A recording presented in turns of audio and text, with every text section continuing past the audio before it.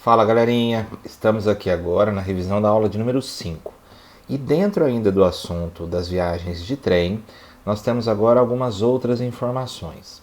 Então nós temos aqui um passeio que está falando da cidade, que vai até a cidade de Jundiaí e que ele sai da Estação da Luz, que já foi citada nas atividades anteriores. E aí, nós temos nesse passeio um percurso, gente, de 60 quilômetros até chegar na cidade de Jundiaí, saindo da Estação da Luz.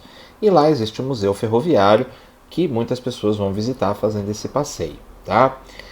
Nós temos então esse passeio acontecendo numa ferrovia que foi implantada para funcionamento em 1867, galera. Ó, faz bastante tempo, hein?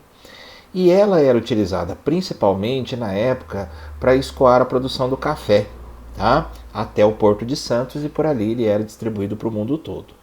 E aí nós temos alguns dados sobre essa viagem. Então nós temos aqui que essa viagem acontece aos sábados, ela sai da Estação da Luz, ela sai de lá às 8 horas e 30 minutos. É o horário de saída do trem da Estação da Luz. Aí nós temos aqui, pessoal, uma situação. No mês de maio desse ano, tá, nós teremos 5 sábados. Ou seja, essa viagem, se ela voltar a acontecer, porque nós estamos aí no período de pandemia, então ainda não sabemos se essa viagem volta a acontecer ou não, porque ela é passeio, né? Se ela voltar a acontecer, nós teremos 5 sábados no mês de maio. E essa viagem só ocorre aos sábados, tá? E aí nós temos outra informação. Em cada viagem, no máximo 80 passageiros são comportados nesse transporte, ok? E aí a pergunta vem da seguinte forma: quantos passageiros poderão ser transportados no mês de maio? Sabendo dessas informações. 80 por viagem e serão 5 viagens no mês de maio. Quantos passageiros poderão ser transportados? Então, pessoal, para que a gente possa realizar isso, a gente tem que pensar na ideia da repetição. Então, eu tenho aqui 5 viagens acontecendo, tá certo? Então, são 5 vezes, tá ok? É uma repetição. E nós temos 80 passageiros. Então, o que eu poderia fazer? Eu poderia pegar esse 80 e repetir ele 5 vezes. Então, eu tenho 80 aqui, se repetindo 5 vezes para cada uma dessas viagens. Mais uma vez, peço desculpas a vocês pela escrita, porque com o mouse é complicado. E aí nós temos aqui cada uma dessas viagens para que eu possa descobrir o total de passageiros. Partindo dessa organização aqui, 0 com mais 0 dá 0, e aí eu tenho a adição do 8. Então 8, 16, 8 com mais 8, 16, com mais 8, 24, com mais 8, 32, com mais 8, 40. Então eu tenho aqui o total de 400 passageiros. Porém, eu poderia usar essa repetição, gente, numa multiplicação. Então, se eu tenho 80 passageiros 5 vezes, eu posso fazer uma multiplicação também, e isso me permite chegar no mesmo resultado. 5 vezes 0, 0, 5 vezes 8, 40, e aí eu tenho aqui o total de 400 passageiros, tá certo? E aí, pessoal, nós temos uma outra situação aqui, onde ele nos coloca que o percurso é de 60 quilômetros. E se o trem fizer 5 viagens de ida e volta, saindo da Estação da Luz até Jundiaí, quantos quilômetros terá percorrido? Pessoal, existe aqui uma situação bem importante para que a gente preste atenção. 60 quilômetros, nós estamos falando da Luz até Jundiaí. Porém, de Jundiaí de volta até a Luz, nós temos mais 60, porque é o percurso de volta. Então nós temos que pensar que cada viagem não faz apenas 60, cada viagem faz 120, pessoal, porque é 60 mais 60. Então ele está falando de 5 viagens de ida e volta. Então eu tenho 5 vezes 60 mais 60. Então a primeira coisa que eu tenho que fazer é descobrir aqui que 60 com mais 60 me dá o total de 120 quilômetros, galerinha. Esse é o percurso de ida e volta, 120 quilômetros, tá ok? Então, essa viagem, tá? Então, eu estou falando aqui da viagem completa, é o total de 120 quilômetros. E aí eu estou dizendo aqui para vocês que isso acontece 5 vezes. Se isso acontece, pessoal, 5 vezes, aí eu tenho duas escolhas. Ou eu faço 120 5 vezes, então eu vou fazer aqui 120 mais 120 mais 120, por aí vai. Então aqui, ó, eu tenho aqui 120, aí eu tenho mais 120, aí eu tenho aqui mais 120, né? Tenho aqui mais, deixa eu tentar aqui. Voltando aqui para a canetinha. Aí eu tenho aqui mais 120. E aí aqui eu tenho mais 120. Então o total dessas 5 vezes... Opa, acho que eu coloquei uma a mais. 1, 2, 3, 4... Não, tá certo. 5 vezes. Então eu tenho aqui 0. Aí eu tenho 2, 4, 6, 8, 10. Né? Somando de 2 em 2. Vai 1 aqui. 1, 2, 3, 4, 5, 6. Eu tenho o total de 600 quilômetros. E qual que seria outra forma de resolver isso? Eu poderia fazer esses 120 5 vezes. Então eu faria aqui 120 vezes 5. E nesse percurso aqui, cada 120 quilômetros é uma viagem de ida e volta. Então 5 vezes 0 dá 0, 5 vezes 2 dá 10. Vai 1 aqui em cima, 5 vezes 1 dá 5, com mais 1, 6, também dá os meus 600 quilômetros. Tá certo?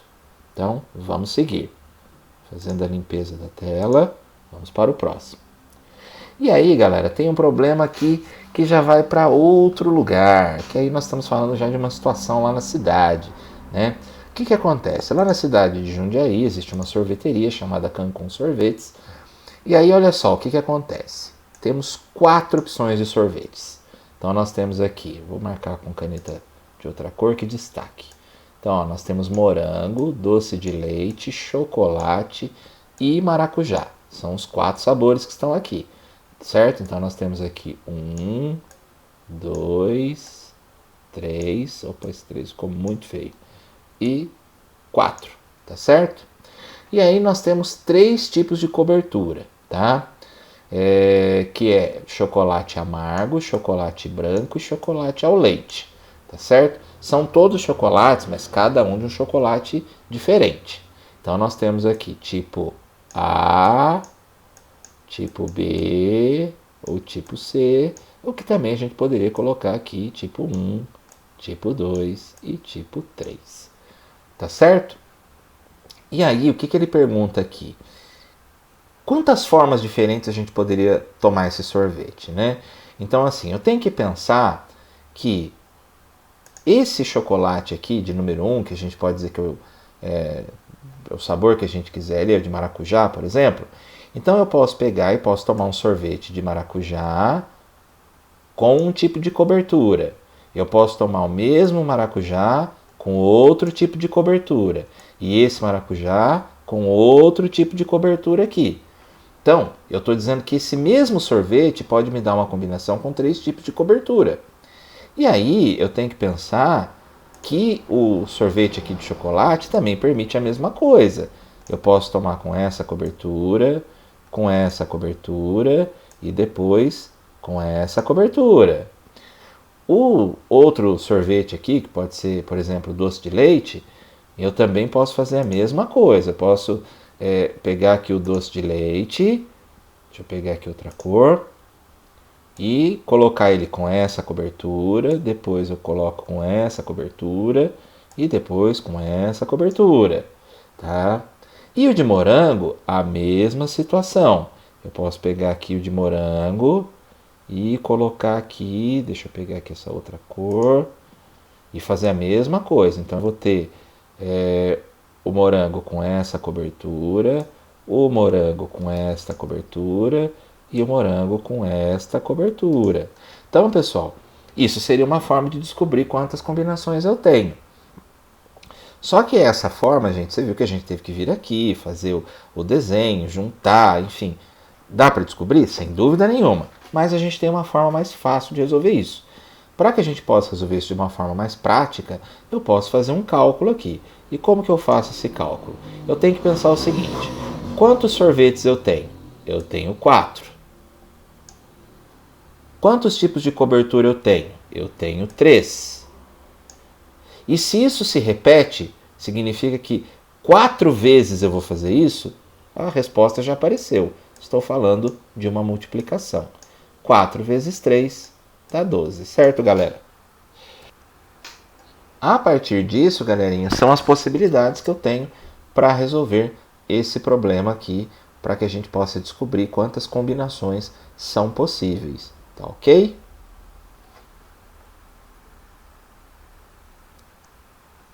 E aí, galerinha, tinha aqui mais 2 situações para que vocês analisassem a partir dessa situação da sorveteria.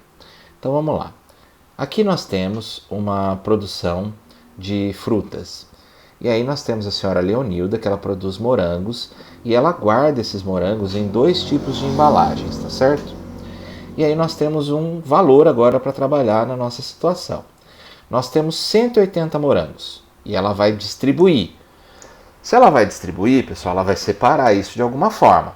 E aqui, o nosso situação problema já nos diz que é igualmente, ou seja, em partes iguais. Então não vai ser mais para um lado e menos para o outro, tá? Então eu tenho 180 morangos aqui para dividir, e a primeira situação diz que são em 9 embalagens, tá? Pessoal, se eu tenho 9 embalagens para distribuir 180 morangos, aí eu teria aqui basicamente 2 formas para resolver isso. Na primeira dessas formas, o que eu teria que fazer?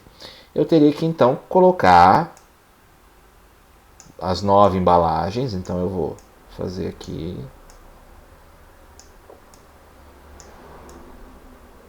Gente, a embalagem tá torta, tá feia, mas paciência. Com o mouse é aquela velha história, né? Então nós temos aqui 3, 6, 7. Aí eu vou apagar porque ficou muito feio, galerinha. Vocês me desculpem. Pera aí, vamos tentar de novo. Vou colocar aqui. Então eu tenho uma, eu tenho 2, tenho 3, tenho 4, tenho 5, tenho 6, tenho 7, tenho 8 e tenho 9. Bom, galerinha, o que eu poderia fazer aqui? Eu poderia pegar esses 180 e ir distribuindo aqui. Então, por exemplo, eu poderia colocar aqui 10, poderia colocar mais 10, poderia colocar mais 10, poderia colocar mais 10 aqui. E aí, olha só, o que aconteceu? A partir desse 10 aqui, que eu estou distribuindo, esse 180 que eu tinha, já não é mais 180, né, galerinha? Está diminuindo. Então eu tenho aqui 1, 2, 3, 4, 5, 6, 7, 8, 9 embalagens. E nessas 9 eu já coloquei 10 em cada uma. Esse total aqui me deu quanto, né, gente? Me deu 90, certo? E aí, eu tenho 180. Então significa que desses 180 eu já tirei 90. Então eu posso colocar aqui mais 10. Então eu venho aqui e coloco mais 10, mais 10, mais 10, mais 10. E aí eu vou fazendo isso. A partir disso, eu sei que eu consegui mais 90 porque eu coloquei a mesma quantidade de cima. Pessoal, 90 com mais 90, quanto que deu aí, galera? Deu os 180 que serão distribuídos. Mas tem uma forma mais rápida e mais ágil da gente fazer isso. Qual seria?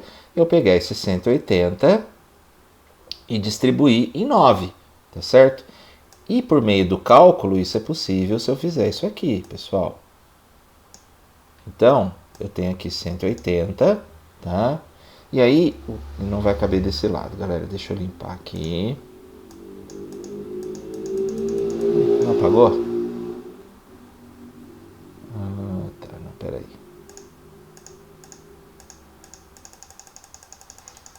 Ih, galera, travou a minha tela. Galerinha, destravei a tela aqui e voltei, hein?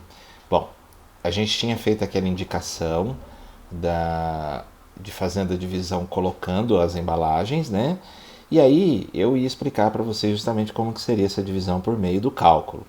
Por meio do cálculo, galerinha, como que a gente faria isso? Então, eu tenho aqui os 180, que é o total de morangos, tá? E aí nós faríamos então uma divisão por 9, certo? Então vamos lá, pessoal.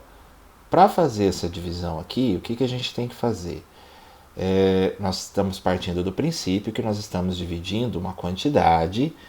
Essa quantidade, pessoal, lembrando que na divisão por algoritmo da divisão, nossa, ficou repetido isso, vou voltar. Quando nós fazemos um algoritmo da divisão, nós temos que pensar que a regra muda um pouquinho.